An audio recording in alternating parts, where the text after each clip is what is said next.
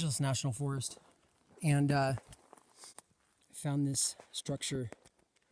This is way off a trail.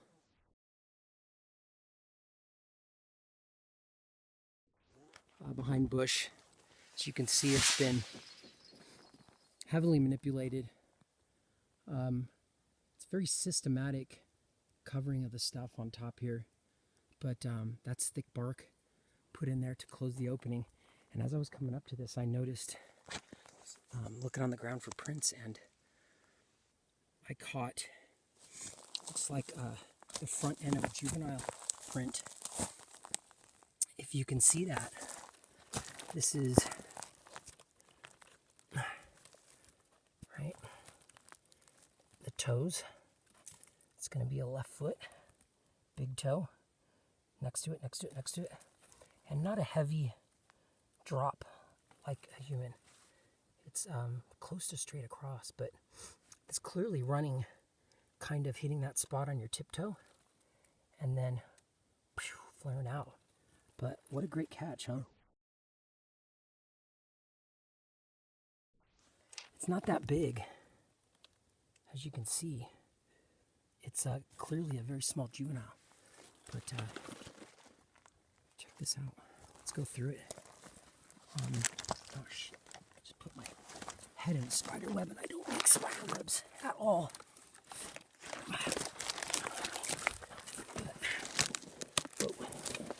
It's just kind of hard to get under there. It's very, very small. But just wanted to show you the other side. But pretty incredible. So we're going to push on. And this is actually part of an extended campground. So I'm going to go through. It's dark. So, oh, it's getting dark. It's not fun going through this kind of stuff alone. Piles. There's always these piles everywhere.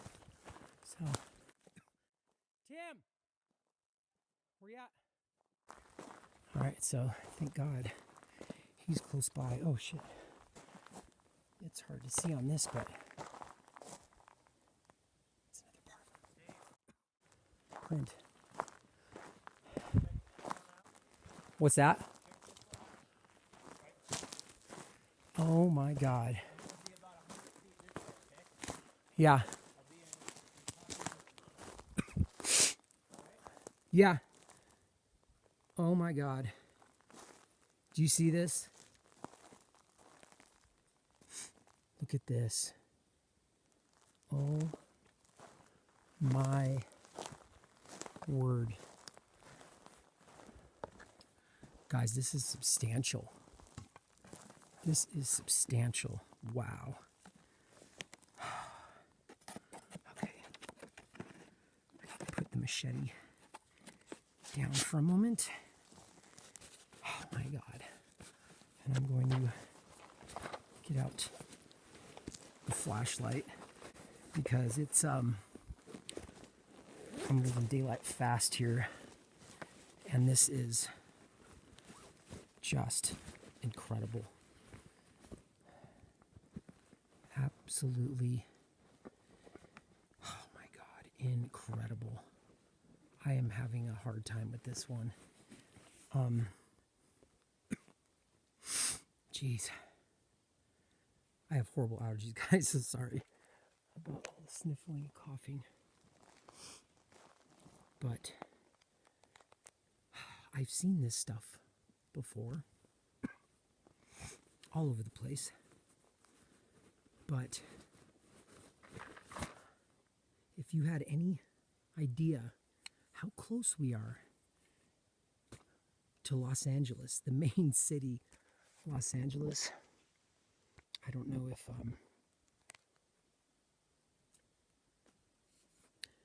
if you had any idea how close we were to the main city of Los Angeles, I don't think you would be able to really understand.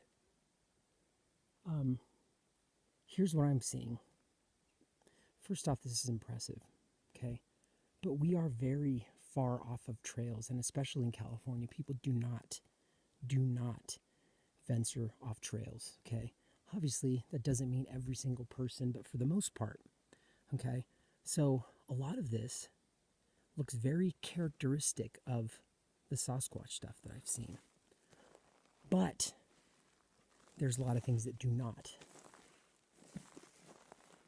This is not. That is not. Okay? That almost changes the whole thing. I'm very close to saying that this is not Sasquatch just because of... After having had a little bit of time to reflect on this structure, I do think it was built by Sasquatch for several different reasons. One is there is not a lot of deadfall laying around in the immediate area, so whatever built this or whoever built this would had to have undertaken quite a chore to bring in all this material to construct this structure. 99% of the sticks that you'll see and logs, all different shapes and sizes, there's no saw marks on the end of, like I said, 99% of them. They were broken off. Several of the very large logs used in the construction of this also, they're too heavy to be carried by one or even two men. The area that I think this stuff was brought in from is down some very steep inclines covered with pine needles that make that hill very, very, very slippery to navigate, and especially carrying some of this heavier stuff, it would have been really, really difficult. I also had the chance to reflect on what happened the rest of the evening, and at this point we had not come across anything that we think that gives us the idea Sasquatch was actually in the area. Later on in the night, that would definitely change. We had two fairly significant encounters. I will post video on that.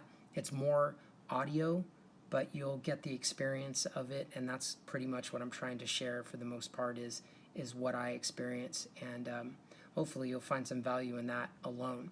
But the cut-off stump that you'll see in the front of the opening of this structure, I do think that was probably brought in by humans, and campers probably sat around this thing. There's no fire or anything that was built. But I do think it was utilized by campers in that respect, in several different instances. But the rest of the structure, it's too characteristic of Sasquatch. The sticks stuffed in the little crevices everywhere, oddly stacked pieces of bark in very, very random places.